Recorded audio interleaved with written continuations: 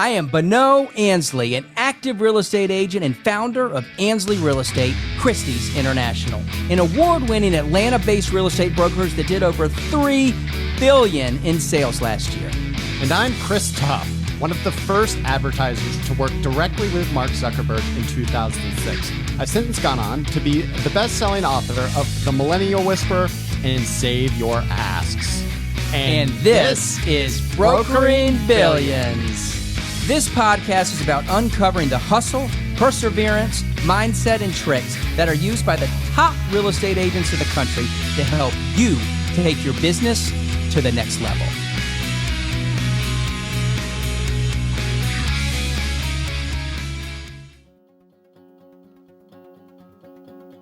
In today's episode, we are going to be interviewing Mark Spain.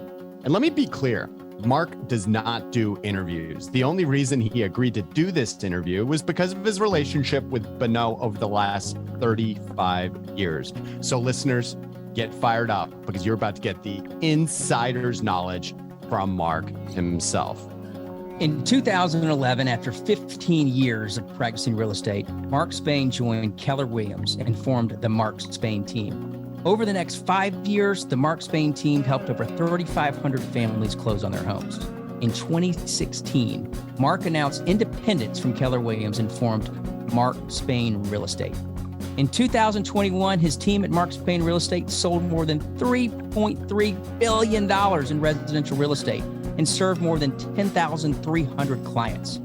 Mark Spain Real Estate was also named the #1 real estate team for closed transactions in the USA for 5 consecutive years by the Wall Street Journal.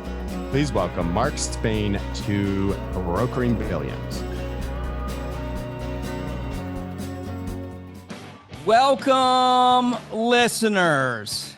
Oh my gosh, we got a big one today, guys. We got a big one. We've got the Wall Street Journal Real Trends #1 ranked team in the United States of America, not for 1 year, but for 4 years in a row. Mark Spain, and I've got such an amazing history with Mark. Mark, did you ever think, 30 years ago that you and I would be where we are today on a podcast? I didn't, man. And it's crazy because I can remember driving to the Highway 92 Colony Homes office and you and this, I'm pretty confident it was a black Tahoe was your college vehicle. Am I right or wrong? You're some jacked up tires, probably a brush guard. Yeah, dude, we were like Southern boys, right? Maybe a roof rack. Yeah, of course. Well, it's a Southern thing to do, and it's an incredible story, guys, because Mark worked for my father. My dad's 80 years old now, and he started a great company called Colony Homes, and he started that in 1975 with his partner Tom Bradbury, and they were building homes all over Georgia. I think they were probably building 1,000, 1,500 homes a year. And Mark was their top agent. And Mark, did you start your career with my father? I did not. UGA guy, graduated, thought I was going to be either in the construction business with my parents, my dad. I was in real estate as well. Or I was going to be in the landscape business. I really wasn't sure. I really have a passion for plants and landscaping and development.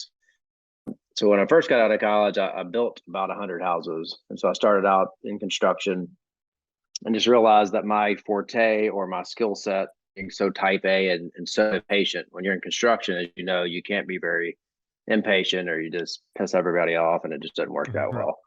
And things, there's things called supply chain. There's things that people work on other people's jobs and I wanted everybody on my job every day. And so that didn't fit my stress level as a greenhorn 20-year-old. So realized my passion was sales, did a little bit of selling for my dad, and then made a decision that if I was going to do this, I was going to go work for some large home builder, and looked at several, Pulte, John Whelan, and ended up with your dad through a connection I had with a lady named McCraney, if you remember her.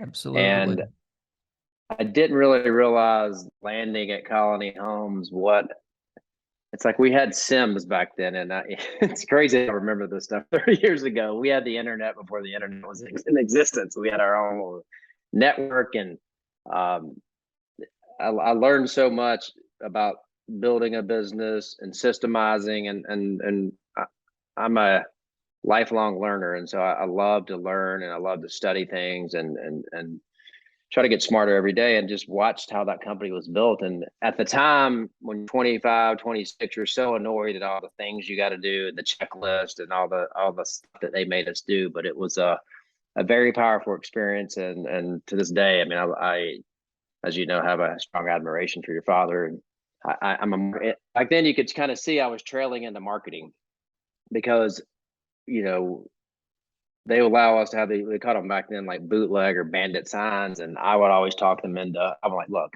I'm not on a highway. I'm like way like 17 turns off 16 as you go to Athens. I need like 150 bandit signs, and your dad. And so they would give them to me. I would like prove out, like, and play war with my signs, and I would draw this map out and prove to them, hey, don't mail to apartments, just give me the signs. And it was so funny. Your dad would always, it would just make me feel so good that your dad would take his time on his way to a Georgia game to stop by my neighborhood and just tell me how good of a job our signs looked off 316. I mean, he had to drive like 10 miles off my way to get to my neighborhood to tell me good job. I don't know, just that was a kudos to leadership, because it's he didn't have to do that, but because I just wanted to sell houses, I needed traffic. The way I was getting traffic in my neighborhood was bandits. Well, my dad thought so much of Mark, and Mark was young when he started working for my dad, and I was 17, and I was a disaster. I was going out every night with my Tahoe, and he said, "Look, Bonneau, you need some structure. You need to go hang around this guy Mark Spain, and he's in my sales trailer off of Highway 92 or wherever you were. Like, dude, you're going over. I was probably in trouble, by the way. You're going to spend the weekend or the weekends for the next, several months with Mark, and he's going to teach you stuff." So I pulled in, probably a little hungover, and sat down with Mark in the trailer, and Mark was so cool. And I was just studying. And I think one reason why Mark and I got along so well is we're both students of people. And he's the best at it, where he can size up somebody that comes in the trailer and say, "Oh my God, they're gonna buy." And he knew exactly what to say those first 2 minutes when they walk in the trailer. And you made this immediate connection with people as they came in. And right then you knew probably what little house you were going to sell them in the development. So walk me through kind of those first several years you were in the sales trailer and you were out selling everybody in the company. And I just learned so much from you during those weekends. It was fascinating.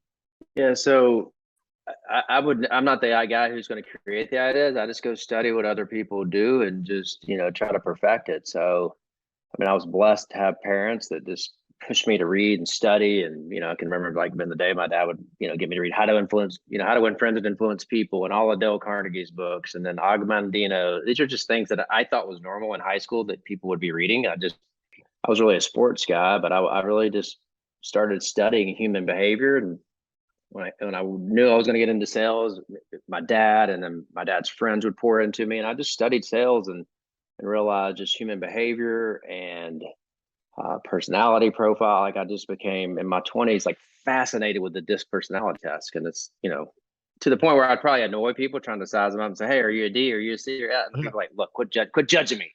I'm like, it's not. It's like you either are or you aren't. It's like, yeah, it's your DNA anyway.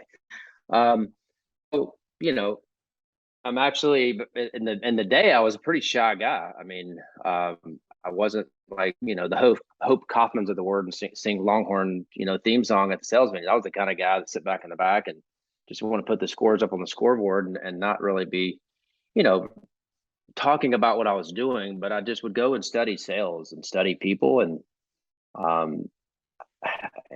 I was very ambitious. I knew I wanted to have a very big life early on, and just got after it really hard, and just it paid off.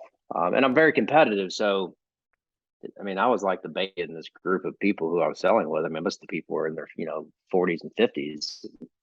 I just would outwork them and outstudy them and just, as I would say, I'd put the numbers up on the board and just keep my mouth shut. Right. So that's still which is still what I do. That's why I don't do a lot of, public type stuff, because I just try to stay really humble and stay focused on trying to build a really good business. Well, you've built an amazing business, and I've learned so much, and just, your leadership is extraordinary on how you lead your team. And, after Colony Homes, you've had a great career with Keller Williams, with Gary Keller. And I know you've learned a bunch from Gary and that organization. And just let's talk about the power of people. Well, I'll tell you, it's backing up a little bit to kind of give you a little background on my relationship with Gary Keller. It's I give my parents, credit first, and then people like Gary Keller second, because they poured so much into me. Even like your dad, you'll listen to me talk about, my career, and it's usually not about myself. It's about how other people influence me. And I think it's super important for anybody listening. Really pay careful attention who you take advice from, and pay attention who you hang around with, because, all that stuff matters, and it influences you. And whoever you want to be like, try to surround yourself around people. And then sometimes you have to kind of prune your relationships, because if things are toxic on you, you have to part ways. And some people look at that like, God, it seems a little harsh, Mark. It's like, well, it is. It depends on what kind of life you want to have. I mean, it's you have limited time and limited time on this earth. It's like, you better just choose your relationships wisely. And so back to Gary, he just poured so much into. There's a group of us, and I don't know if it was actually called the Eagles, but it was a very small group. We had this mastermind group of 100 people, and he kind of narrowed it down to like 10 or 12 of us. And for a while, he would have us to his office, sometimes once a month, sometimes once a quarter. And it was interesting because he would have more staffers in there than us agents or team leaders. And it was just like a research project, but he really poured into us and just helped me understand, a couple of things, a couple of key statements I'll say is, number one is, I had to realize bigger doesn't mean it's more complicated. And so for me, is like, what drives me is not money. Money is important to me, or financial freedom. And the reason it's money, because money creates freedom. So my number one driver and my motivation in life is freedom. I can't stand accountability. I can't stand a punch a time clock. If you tried to play golf with me 2 weeks from now, I couldn't even book the tee time, because I'm like, look, I don't know what I'm doing a week from now. And it's just kind of, and I know you're like that too, dude. I know, I know we're not rigid people, and you're not pulling out your little calendar and going, okay, Mark, on August 20 or October 22nd at 10 o'clock, and we played golf. I'm like, dude, you'd go like, I don't know, dude. I might be at the beach. I don't know. So I wouldn't do it to you. So freedom drives me, but I had to realize that bigger doesn't mean more complicated. Number one, checkbox. And I also had to learn perfection is overrated, because I'm a perfectionist, and I put a lot of internal pressure on. Most entrepreneurs do, but like certain people like myself and my personality, put a tremendous amount of pressure on myself to basically be perfect, which of course is a myth, and you'll never be perfect, and and if you're going to grow a business, you have to understand we're not going to do exactly this as you, but systems kind of help create the structure to get you a very similar outcome as good. And then from there is, he just really put the emphasis and pressure on hiring the right people. For people in leadership positions who are managing a team of people, you should spend 70 to 80% of your time looking for talent. Right. And most of the time, good talent is not on the market. Good talent already has a job. Good talent, you just never know when you're going to need something, or what an opening is going to come up on your team, or sometimes you just hire the person just because they're got the right DNA, and you'll figure out where they fit in your organization. But the quote would be, is the highest return on your investment, on any investment you'll ever make in your life, will be on a person. And so if you're going to make an investment in the next, 6 to 12 months in your company, spend a lot of time looking for Michael Jordan long before he becomes Michael Jordan. And that, I mean, love really, that. like Michael Jordan is expensive, right? But if you can find Totally. Michael Jordan when he's barely coming out of college, I mean, and then 2 years out and kind of has barely a little track record, but you have the right DNA, has the right behaviors, has the right ambition. So you're a very self-aware person, Mark. I can already get that in this interview in terms of your perfectionism. You reference your disc profile and the importance there. As you're building out the team, how important is it for you to kind of augment some of your strengths and weaknesses with those initial investments in those people? How do you go about that? So, I mean, our hiring process is incredibly rigorous, and it's you don't want to you want to it's just that old saying that goes quick to fire, slow to hire, and it's the same way in an organization where especially leadership positions, we take our time, spend a tremendous amount of money, effort, and energy on making sure it's the right fit, because bad hires are very expensive.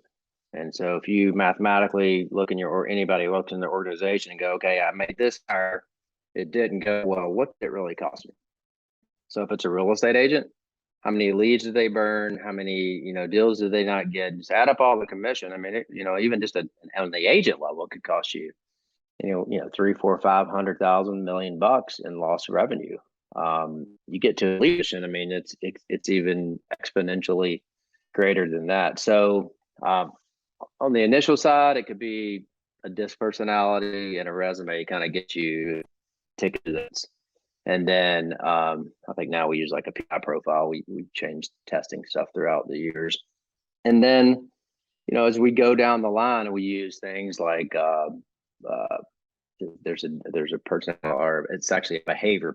DISC is personality, ABA is behavior, and they are different. They could be similar, but they could be very different. And so there's an ABA test, which is like $250, $300 test. A behavioral psychologist review that. And then we do a couple of other things that we also now use a Hogan assessment. And so a lot of our team members have become certified in these different assessments. So like at DISC, or two or three of our leaders have just become value unit audio. I know you're familiar with Hogan. The Hogan is really cool because it talks about so the worst type of hire you can do has high monetary, high power, high position, right? You mix match. So it's like they want the vice president, president role. They want to make $200,000 a year, but they don't want to work. Yeah, it's like a disaster. Right. So what you want is somebody. High power is not a negative thing, by the way.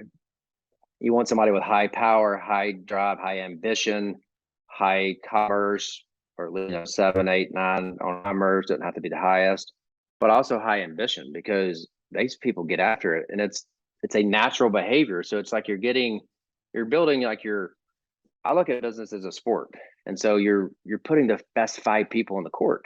And so if I've got a person over here that's average, and I got a person over here that say this person's a 6, this person's an 8. I mean, more than likely the 6 is either going to lift up to the 8, or I'm going to replace them with an 8 or 9. Right. Right. It's no different than the way NBA's ran. I mean, that's how business works. That's how it works. That's how sports teams work. And you can coach your 5s and 6s up to 7s and 8s. But if somebody's below a 6, most likely, if I said, one of my toughest equations ever, one of the toughest things I ever had to do was one of my other, Mark Willis, who was the president of Keller Williams at the time. He was like Gary's number 1. He's the CEO and president, by the way. I sat down in his office one day, and he made me bring my org chart. By the way, these guys who are true mentors, they always give you homework, and it's a test. So anybody listening, if you have a mentor that said, hey, read this book, do this test, watch this podcast, if you don't do that and send them back some ahas or some notes, by the way, they're not going to keep meeting with you. I'll just give you the answers to the test. They will not keep meeting with you, because people in that position and that power only want to spend time. They love helping people, but they only want to help people who want to help themselves. And so if you're not going to there's no shortcuts. You can't cheat the system. It just takes, you got to do I always say, you got to do the work. You have to do the work. So he made me bring my org chart in, Mark did. And And then I had no idea what I was getting myself into. And he goes, all right, I want you to rank everybody on a scale of 1 to 10. 10 being like perfect leaders. Most people fall in the 8 and 9. And then, so I did this, and he goes, okay, anybody below your 9s and 10s, checkbox, they're on board, they can stay. Your 6, 7s, and 8s. Or no, he goes, your 7s and 8s, or 6, 7s, and 8s, either coach up. Anybody below a 6, you fire. I was like, excuse me? Yeah. What? He says, oh yeah, you have to fire them. I was like, well, they're my friends. Because I didn't ask you for their friends. You asked me how to build a big business, and I'm teaching how to build a business, big business. I said, so I go back. Of course, I can't immediately do this, but then I began to like actually execute. I had to like marinate. I mean, it was like, oh, geez, that sounds terrible. Like it's when you're like building a small business, like it's all a family, and so it's like, Right. and I don't like even the word fire. But he's like, no, that's what I told you to go do. You asked me a question, I'm giving you the answers. That was a very big tipping point, a pivotal moment in my career, because when I started removing the people and replacing them with the Michael Jordans of the world, my whole life began to change. It became easier, more effective, less effort. Why? Because these people are badasses. Like, dude, I would put my leadership team against any organization in the world. Are we perfect? Hell no, we're not perfect. But we built a really badass NBA all-star team, and which allowed me to have an amazing life, because I coach, support, mentor, do things like this. And the things I'm telling you, I tell them, they go do it. And it just it's a ripple effect, but they do the work. It's like when I say, hey, go hire an assistant, and this assistant's supposed to do this, and she's going to build the systems of your company. You're not going to do all the systems. You're going to hire an assistant or an executive admin or whatever. She's going to build the systems in the admin world. That's not your job. That's not if you're good at building like admin support systems, you're not going to be a freaking CEO. That's not your job. You're not going to be a great CEO. Right. Because it's like the different behaviors. Yeah. And so lots of little pivotal conversations. I could just tell. I have another great story. I mean, I brought Gary Keller. I said, hey, I've got this guy. I'm struggling with it. He's my sales manager. He's just very paranoid, all these things. And I said, what do I do? He says, well, you fire him. I was like, what? What? And he's like, you can't, Mark. I want you to understand. These are people that, there's no, you leave your sensitivity card at the door when you go in these meetings. And it was like, you don't fix people, Mark, you fire them. And it's not, and I said, okay, can we just change it to the work? He goes, okay, we deselect them and help them find a new career, because by the way, they're not happy either. And so that's another aha that I think people should know. It's like, if you're unhappy with somebody's performance, so are they. They're not happy in the job, because it's like square peg, round hole. Mm-hmm. And so it all has to be a great fit. Now, because I don't want this to come across negative. I'm just trying to say, hey, as a leader, you got to be fierce. If you want to grow a big business, you got to be fierce. But guess what? I lead with my heart too. I will do whatever in my power to help my people on my team. But if it's not a right fit, it's my job to help somebody find a new opportunity. I love that. That's fantastic, Mark. And look, you've been a mentor to me since we met in the trailer 30 years ago. And lucky for me, right, I've been able to do life with Mark where, I'd invite Mark to go down to Florida with me to meet Rob Thomas, who we've interviewed on the show. And we gotta have a little tidbit here, because it's like, Bonneau, we're very similar, but he also has some friends in high places that I might not. And I'm like, he said, yeah, man, we're going down to wherever, Palm Beach or, West Palm Beach near Jupiter. And we're staying on this guy's boat. I'm like, excuse me? I'm like the southern guy from the suburb. I'm not, what do you mean the boat? Is this like a drug deal? What are we doing? He's like, I'll send you, I'm gonna get a picture of the boat and I'll send it to you. I said, like, is this some drug deal? I mean, what are we doing? But he's like, no, I trust this guy's legit, man. I met this guy's legit. I'm like, okay. And it ended up turning out amazing, but yeah. I love it. So that sounds real. What I just like Mark, right? I was kind of, you know what I'm talking about. You know what I'm talking about. Oh my God. But no, it's ridiculous. Yeah, but no, yeah. So when I started to be an agent in 2009, I was a developer and, built houses just like Mark did on the front end. And we have the same trait as being impatient. right? And I think that from an agent standpoint, being impatient is good. I mean, we get paid in 30 days, maybe 60 days when we go make a sale. Building houses, doing a development, God, I just couldn't handle it, right? So I got into the real estate business, selling. And when I wanted to do that, I studied people like Mark, and then I'd go and interview and go meet with all these great agents across the country my first couple of years in the business. And I tried to get Mark to go along with me. And he did go along with me to meet Rob. And, Rob's been on this show. Stay on and it's very that boat. Rob never finished high school. He finished school at 14 years old, and he's brokered billions, and everybody's got this different path. And, Mark is amazing because he built his business where, I think it was called a level 7, maybe at Keller Williams, which is a criteria where, correct me if I'm wrong, and I'd love for you to explain this, where your team is working for you and you're not taking any phone calls, right? You're not meeting with people, you're not negotiating. You have a whole team that's built out through systems and through, selection of people to work on this team to work for you.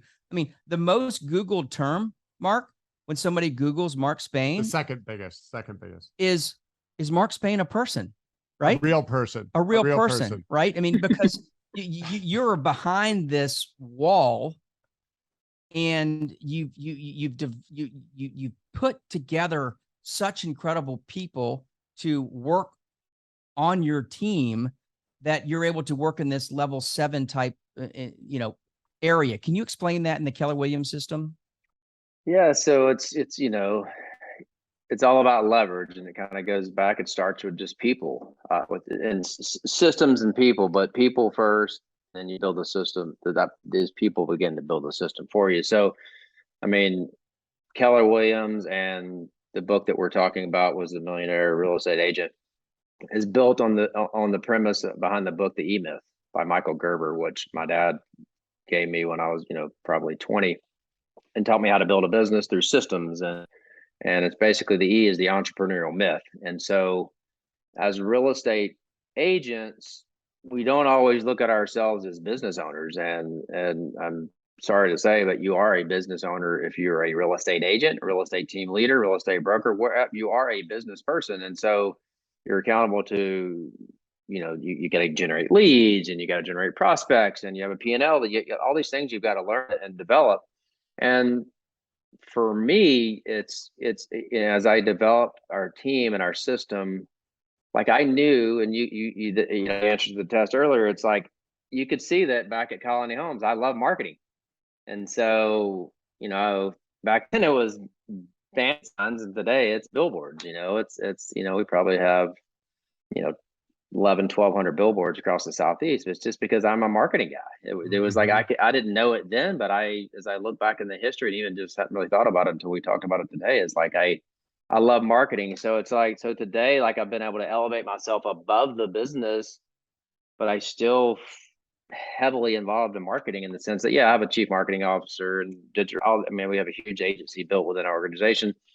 But why do I get to play in the space that I love? Is because I have people who are better than me at different tasks in the business. Mm-hmm. And so I went out and found, or my team has helped find, the Michael Jordans in sales, and the Michael Jordans in operations and admin and HR and talent acquisition, all these things. And so, in the being able to handpick, my leaders there, and then I just get to do the things I love to do. And the things that the DISC test or whatever tells you that you're good at, this profile, right. You do the things where you're a 10 at, right, and you backfill everything else, right? Mark, when did you know? Keep going, Mark. Go ahead. Well, I was going to say, one of my mentors one time told me, he goes, list out the 10 things you do throughout a week. And so I listed them out, and he goes, then I had to rank them, and it was like, everything that you love to do, you need to spend 80% of your time doing the things you love to do, and then delegate the rest. And I was like, wow, because it's like, think about it. If you're sitting behind a cube doing spreadsheets and that's not your thing, I mean, it just takes you forever, and it's painful, and but there's people who just love to do that. So you go find those people who love those things, and you spend your effort and energy doing the things that you love to do, then it becomes not work, and it's easy. Right. Right. So if you look back, Mark, on your history, when did you know that this was all going to work out? I mean, was there a period of time that you questioned your being in this business, or where you struggled and you kind of, a lot of the people that we've interviewed, Rob had a great story of his rock bottom, of when he lost everything and he wasn't sure if he was going to come through the other side. I mean, he was living in a shack, and was there a moment that you kind of knew this was all going to work out for you? Like, can you talk us through any of those things? I always so back in my early days of like just in my childhood, like as a teenager, I mean, I could just remember that I always had a high aspirations to be very successful early. It was just one of those things that I wanted to, be a millionaire by next date. And I just had this vision, and you kind of forget the goals you set, and you just kind of get your head down and work. And so uh, as I began to build the business, I can remember like, and I think that what happens is it's success is just like different levels of progression, and you don't really know what you don't know. And then when you hit these levels, you go to the next level. So it's like, I remember just going, hey, if I could reach 3 listing agents, if I could ever get 3 listing agents, I would have it. I mean, it'd be game over. I mean, game over. 3 listing agents, I could just throw in the hat. I'm over. And so when you get to 3 and you get to 7, you get to 12 and 15, and then if you're hanging around the right people, you're like, holy hell, Bonneau's gonna get ahead of me. I can't let him get that done. I gotta go bigger. I gotta keep going. Like, and it's like that actually works. So it's like, and today And that's I the think way we it was. probably I mean, have four. Mark, Yeah, you yeah. and I saw each other in the banquets, and I was like, man, am I going to beat Mark this time, or is he going to beat me? And and it was kind of like, God, I'd love to beat Mark, but we were in different categories, which was great. So Mark would be number one in the category of the large group. I was number one in the small or medium group, right? And then and now our businesses are different. We've never competed, which is a wonderful thing, because but we've always been able to share, and we both do things very similar. But Mark's team now is over 400 people in over 11 offices across the United States, and I see Mark everywhere I go, on a billboard, wherever I am, and I'm on 0 billboards, and we have a complete different model that both work for the environments that we're both in, right, Mark? Yeah, and you're right, because I don't share much, because unfortunately we're in this weird business where people think that it's okay just to copy everything you do, and that's not okay. And it's not. I mean, I could tell you how much money we spend on legal fees where just people just copy all our stuff across the nation. It's kind of crazy. Whereas in Bonneau, we always knew we were never going to compete, because I was not that guy in towns in the structure, like with him and Rob and the markets that they served. That was never me. And so it was just like an always open conversation. And so, it is cool to watch Bonneau. I definitely wouldn't take credit for this, but I just remember like he always wanted to figure out, and he finally did it, like how to get above the business, because he was dealing with like these CEOs and CFOs of these huge Fortune 100, Fortune 500 companies. How do I get out of the day to day? But he finally broke through and did it. But it was like, and there was like lots of deep conversations, because we all have these myths of like, it's not possible. And if I do foreclosures, it's not possible. If I do, I mean, it is possible for everybody, but it's like, it just might take a different path. I probably, going back to your question earlier, was like probably the darker days of my career would be back in like the 2007, 2008 downturn. Was pretty dark, watching most of my friends in development and real estate go down, and like good people losing everything they had. And it was just I remember just back in those days going like, it really got me focused on get my financials tight, staying out of debt, getting on the Dave Ramsey plan, and getting completely focused on my life, because it's like, whoa, I've watched people who work till they're 7 years old, they're losing everything, and not because they did anything wrong. It's just the market shifted and they got caught holding the bag. They weren't bad people. They weren't malicious. They weren't stealing. They weren't cheating. They weren't no fraud. It's just like they just got caught with these huge construction loans, and it was like, okay. So back in that period, I mean, again, if you pay attention in any shift in the market, like even like the shift we're going through right now, if you pay attention, you can see around corners. And so I began to see that, back in that time, I mean, we built the whole shop to embrace that market and actually thrived. I mean, we went through a period of like craziness for 6-8 months, and then boom, just became like the king of short sales. If you remember Bonneau, I mean, that was just what we did. So yeah, 100%.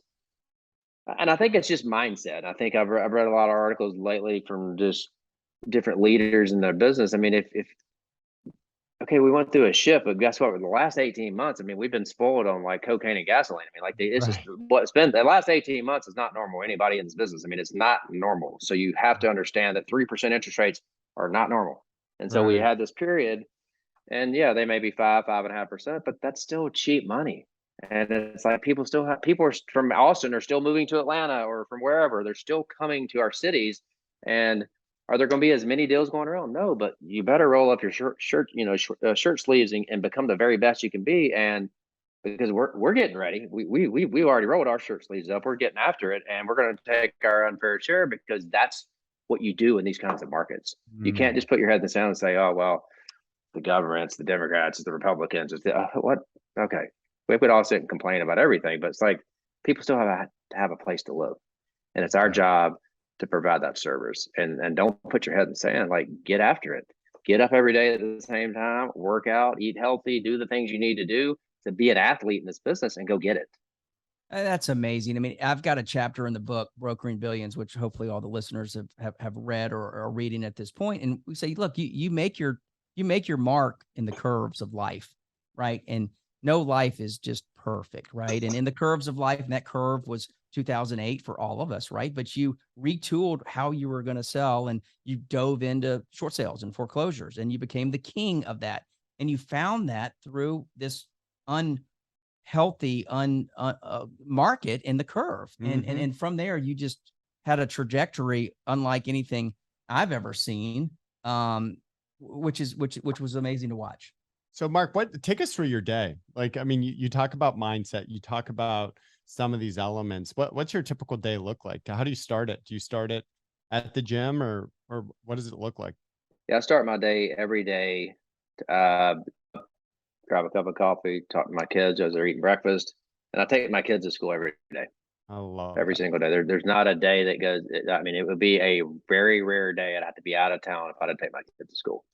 And it's usually actually my wife's doing some CE classes right now. She has her real estate license too. Her license is coming up for renewal. We all hate CE, but so the past 2 weeks I've been taking them. But typically, me and my wife, we take our kids to school, and we drop them off, and it's our coffee time, and we just kind of catch up on life. Then we come back when we both work out.